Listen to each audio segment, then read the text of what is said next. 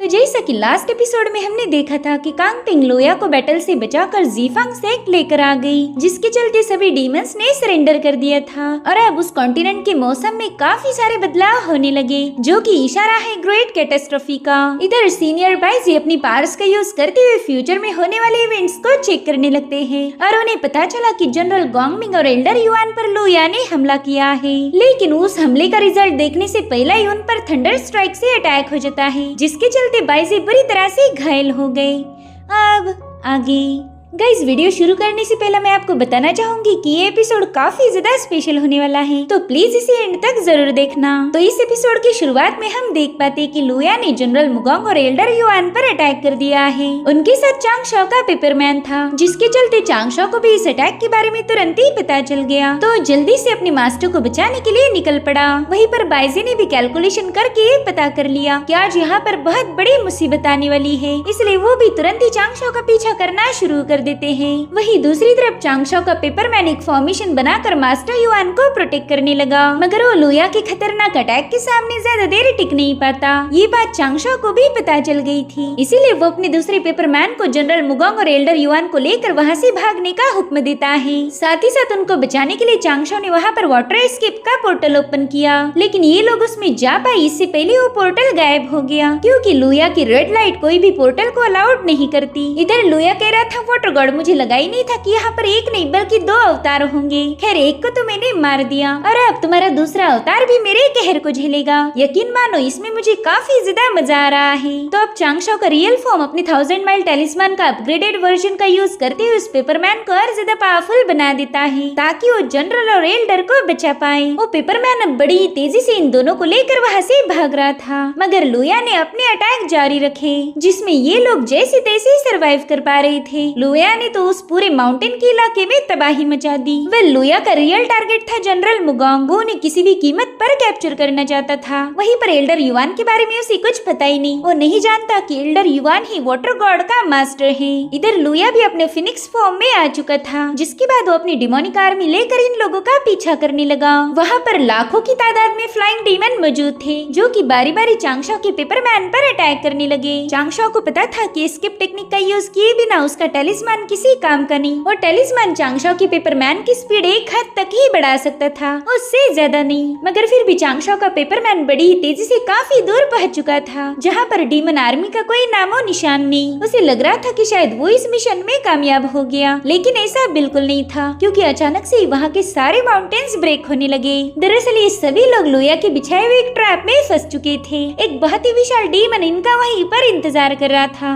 और जैसे ये लोग वहाँ पहुँचे उस डीमन ने अपना मुंह खोल के इन सबको निगल लिया। इधर चांग शॉ देखता है कि उसे अपने मास्टर की ब्रीदिंग का एहसास नहीं हो रहा, इसलिए वो काफी ज्यादा पैनिक हो जाता है। इधर बाइजी बड़ी तेजी से चांग शॉ का पीछा कर रहे थे। वो कहने लगे कि चांग शॉ पहली बार अपने रियल फॉर्म में नॉर्दर्न कॉन्टिनेंट में जा चुका है, अब जरूर से उसकी जान को खतरा होगा। साथ ही साथ हेवनली ऑर्डर में केओस मचा है और लोया के पास डीमन एम्परर सील है। इसका सीधा मतलब ये था कि चांग शॉ एक बहुत बड़ी मुसीबत में फंस चुका है, और बाइजी अपनी पूरी कोशिश करके चांग शॉ की मदद करना चाहते थे। साथ ही वो बता रहे थे कि चांग शॉ का एक पेपरमैन सेन टाइचिंग के सामने अपना माथा पटक कर मदद की गुहार लगा रहा है। भले ही सेन टाइचिंग चांग शॉ को अपना डिसाइपल मानते हैं, मगर इस बार उसे कोई रिस्पांस नहीं कर रहे। मेरे ख्याल से वो एल्डर युआन की डेस्टिनी के बीच में इंटरफेयर नहीं करना चाहते। वही दूसरी तरफ चांग शॉ सोच रहा था कि लोया जनरल मुगोंग को कोई नुकसान नहीं पहुँचाएगा, क्योंकि उन्हें कैप्चर करके वो हेवनली कोर्ट को हराना चाहता है। लेकिन मेरे मास्टर तो बस लोया के सामने एक कमजोर इमोर्टल है, वो उन्हें मारने में जरा भी हेजिटेट नहीं करेगा। मुझे तो कुछ भी समझ नहीं आ रहा था कि मैं क्या करूं। मैं ड्रैगन पैलेस से मदद मांग सकता हूं, लेकिन उनके यहाँ आने तक काफी ज्यादा देर हो जाएगी। महान सेंट जुयान भी इस कॉन्टिनेंट में मौजूद नहीं है, और सेंट टाइचिंग भी मुझे कोई रिस्पांस नहीं कर रहे। क्या मैंने फेरी युनशॉ को यहाँ बुलाना चाहिए? नहीं, मैं उसकी जान जोखिम में नहीं डाल सकता।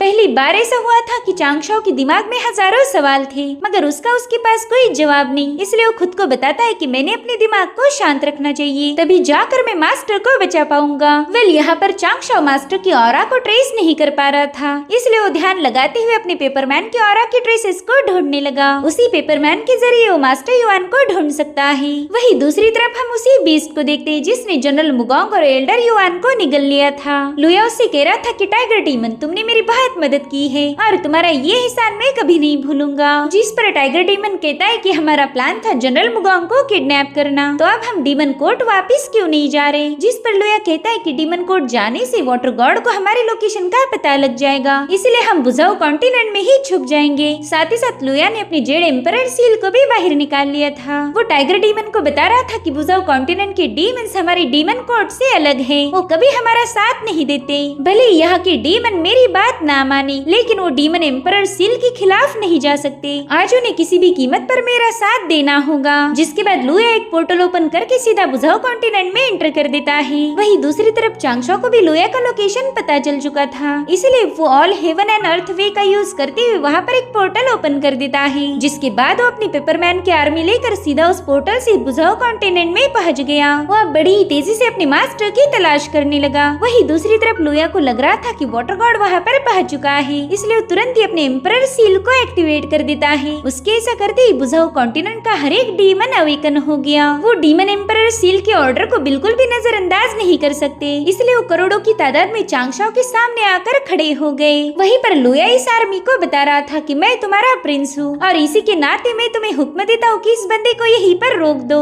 इधर इतनी विशाल आर्मी देखकर चांगशाओ काफी ज्यादा परेशान हो गया। अगर उसे एल्डर युआन को बचाना है तो इन सबको खत्म करना होगा। और उसी वक्त एक ड्रैगन अपनी इवल पावर का यूज करते हुए चांगशाओ को जकड़ लेता है। वो चांगशाओ पर अपनी एनर्जी वेव्स रिलीज करते हुए उसे अपना डोमिनेंस शो कर रहा था। और उसी वक्त चांगशाओ की नजर पड़ी उस टाइगर डीमन पर। वो समझ गया था कि एल्डर युआन इसी टाइगर डीमन के कब्जे में होंगे, तो चांगशाओ ने वहाँ पर तुरंत ही अपनी एक्सप्लोसिव पेपरमैन एरी को फॉर्म किया, जिसका काम था धमाके करना। उस एरी से निकलने वाला हर एक पेपरमैन खुद ही ब्लास्ट होकर डीमन आर्मी को खत्म करने लगा, जिससे पूरा की पूरा बुझाऊ कॉन्टिनेंट धमाकों की चपेट में आ गया था। इसी दरमियान चांगशाओ वहाँ से भाग निकलता है, लेकिन बुझाऊ कॉन्टिनेंट की बची हुई आर्मी उसका पीछा करने लगी। तो उनसे निपटने के लिए चांगशाओ ने वहाँ पर एक पावरफुल फॉर्मेशन क्रिएट कर दिया, जो कि उन डीमंस पर मुसलसल फायर अटैक करते हुए उन्हें डिस्ट्रॉय करना शुरू कर देता है। चांगशाओ को पता था कि चाहे वो यहाँ पर कितने भी डीमंस खत्म क्यों न करे, लेकिन बचे हुए डीमंस आखिरी सांस तक उसका मुकाबला करेंगे। और इसकी वजह है वो डीमन एम्परर सील। चाहे ये डीमन अपनी जान भी क्यों न दे, लेकिन ये उस एम्परर सील के अगेंस्ट नहीं जा सकते। तो अब चांगशाओ ने भी अपनी रूलर निकाल कर उनका मुकाबला करना शुरू कर दिया, मगर चांगशाओ अकेला उन लाखों डीमंस को हैंडल नहीं कर सकता था। मीनवाइल कई सारे डीमंस उसे दबोचकर बुरी तरह से काटने लगे, जिससे चांगशाओ को काफी ज्यादा दर्द हो रहा था, क्योंकि ये उसका कोई पेपरमैन नहीं बल्कि रियल फॉर्म है। तो अब चांगशाओ जैसे तैसे खुद को आजाद करते हुए उन डीमंस को अपनी तलवार से काटना शुरू कर देता है। उसने न जाने कितने ही डीमंस को खत्म कर दिया था, मगर डीमंस थे कि खत्म होने का नाम नहीं लेते।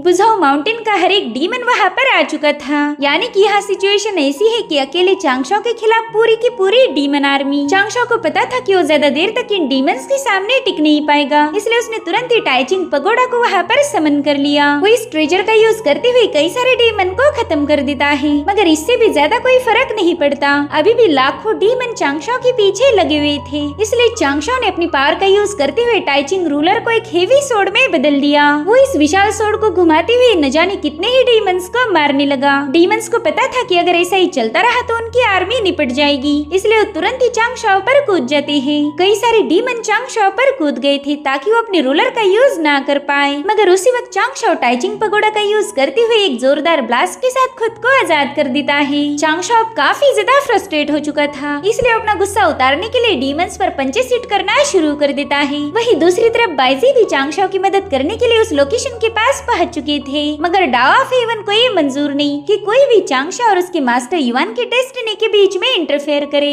इसलिए डाओ ऑफ हेवन ने अपना हाथ आगे बढ़ाते हुए बाइजी पर एक जोरदार हमला कर दिया ताकि वो चांगशाओ की कोई मदद ना कर पाए। इधर बाइजी भी समझ गई थी कि डाओ ऑफ हेवन भी इस मैटर में इन्वॉल्व है। वहीं दूसरी तरफ हम चांगशाओ को देखते हैं जिसकी आंखें पूरी तरह से रेड हो चुकी थी। फॉर द फर्स्ट टाइम हम चांगशाओ के अंदर एक इवल पर्सन को देख पाते हैं जो कि डीमंस का खात्मा करने पर तुला हुआ था। और उसी वक्त चांगशाओ को कोई गड़बड़ फील होने लगी। वहाँ पर एक पोर्टल ओपन होकर उसमें से एक इवल एनर्जी बाहर निकलकर चांगशाओ को जकड़ लेती है। उसने सीधा चांगशाओ की सोल पर हमला कर दिया था। चांगशाओ समझ गया था कि ये एनर्जी ग्रेट डीमंस की है, लेकिन वो मुझे रोकना क्यों चाह रहे। साथ ही साथ चांगशा को एक विजन नजर आने लगा जिसमें लोया ने एल्डर युआन पर एक जोरदार हमला कर दिया था और चांगशा के वहाँ आते ही एल्डर युआन ने उसकी बाहों में अपना दम तोड़ दिया। चांगशा को तो कुछ भी समझ नहीं आ रहा था कि आखिर उसे ये अजीब सा विजन क्यों नजर आने लगा। और उसी वक्त चांगशा को युनशाओ ने कही हुई बात याद आती है। उसने बताया था कि ग्रेट हेवन वे के टोटल 50 कैलकुलेशन है, जिसमें से 49 तो उसे फॉलो करते हैं, मगर एक नहीं,